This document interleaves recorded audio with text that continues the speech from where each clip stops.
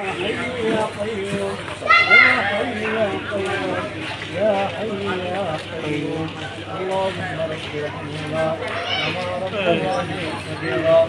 رب كريم আল্লাহ তাআলা নামাজ আদায় করলাম আমাদের নামাজের পূর্ণক্ষণে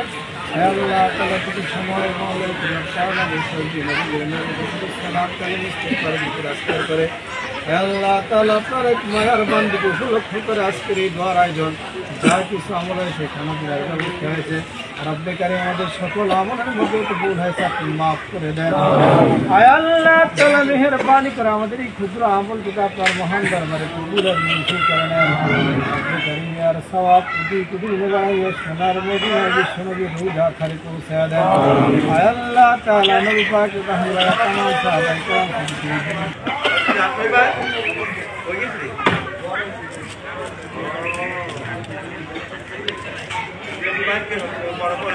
সাগরকে আপনি পাহাড় বানাইতে পারেন পাহাড়কে সাগর বানাইতে পারেন আপনার রয়েছে রব্বে কারীম আপনার মায়ার বান্দাকে আপনি হায়াতে তৈয়বা নসিব করে দেন আল্লাহ তাআলা সকল প্রকার রোগ থেকে শিফায়ে কামেলা দায়মা নসিব করে দেন রব্বুল আলামিন আল্লাহ আর মুমিন তারা ভালো করেছেন আল্লাহ তাআলা স্বাস্থ্যগত ভালো অনেক অনুভূতি হয়েছে আল্লাহ তাআলা সকল রোগ থেকে মুক্তি দিয়ে আল্লাহ স্বাস্থ্য উন্নতি দান করে দেন মাতৃভূমিতে নাই শত্রুর আক্রমণের ভয়ে আল্লাহ বহির্বিশ্বে রয়েছে রব্বে কারীম তাকে বীরবেশী দেশের মধ্যে আসবার সুযোগ করে দেন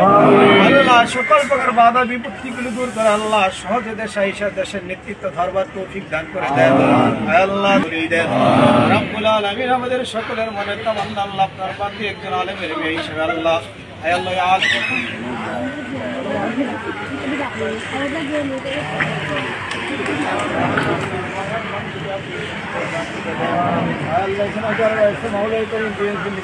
সকলকে আল্লাহ দেশের যোগ্য নেতৃত্ব দেওয়ার তৌফিক দান করেন আল্লাহ সকল খারাপের বিরুদ্ধে আল্লাহ রুখে দাঁড়াইবার তৌফিক দান করেন আল্লাহ সকলের মনোমগজকে আল্লাহ দিন ইসলামের জন্য কবুল করে নেন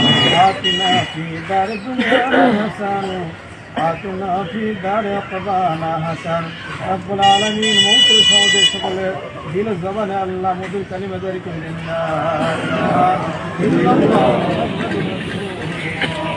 বিষয়ে আপনারা দেখবেন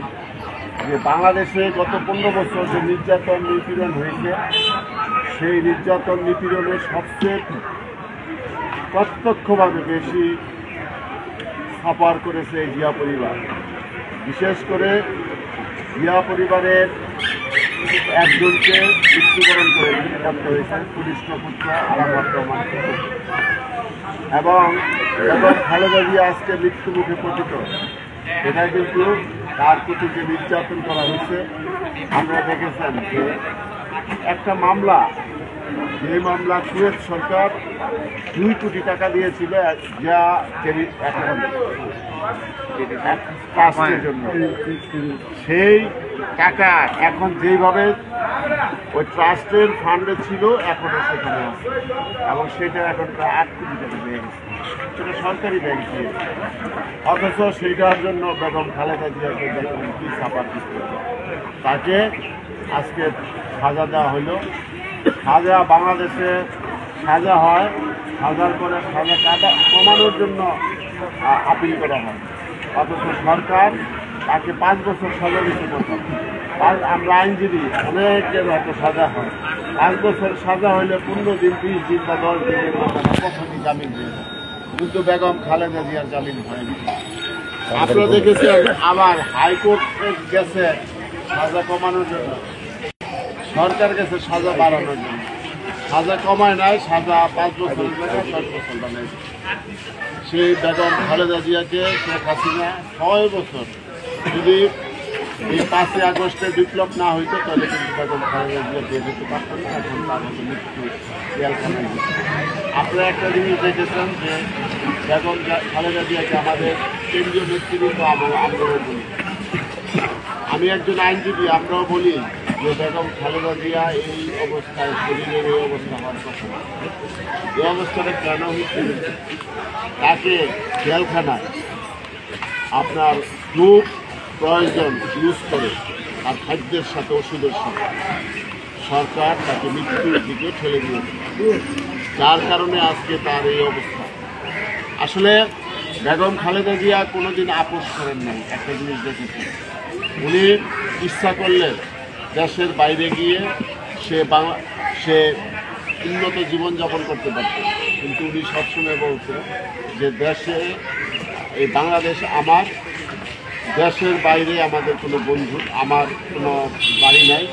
এইটাই আমার দেশ, এখানেই আমি জন্মেছি, এখানে আমার মৃত্যু। তো আজকে সেই নেত্রীর জীবন মৃত্যুর সন্ধিক্ষণে আপনারা জানেন যে বাংলাদেশে একটা বিখ্যাত হসপিটাল এবার হসপিটাল, সেখানে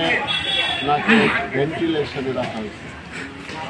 ভেন্টিলেশনটা হলো চিকিৎসা শাস্ত্রের সর্বশেষ পর্যায়ে, সেখানে তাকে অক্সিজেন দিয়ে বা অন্যান্য ইসের মাধ্যমে তাকে তার শ্বাস প্রশ্বাস, তার জীবনধারাকে বহাল রাখা। তো গত পরশুদিন তার অবস্থা খুবই ক্রিটিক্যাল ছিল, গতকাল এবং আজকে ইনশাল্লাহ আগের থেকে অনেকটা ভালো হয়েছে। আপনারা সবাই তার জন্য দোয়া করবেন, মন খুলে নামাজের সময়, যে সময় আপনারা সুযোগ পান আপনারা দোয়া করবেন যাতে বেগম খালেদা জিয়া তার যে অসুস্থতা, সেই অসুস্থতাকে আল্লাহ ভালো করে দেন, তাকে পরিপূর্ণ শেফা দান করেন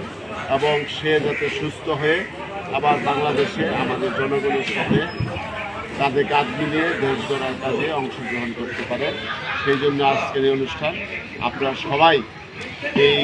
আলিট্রা ইউনিয়নের এই ওয়ার্ডের নেতৃবৃন্দ যে অনুষ্ঠান আয়োজন করেছে তাদেরকে ধন্যবাদ জানাই।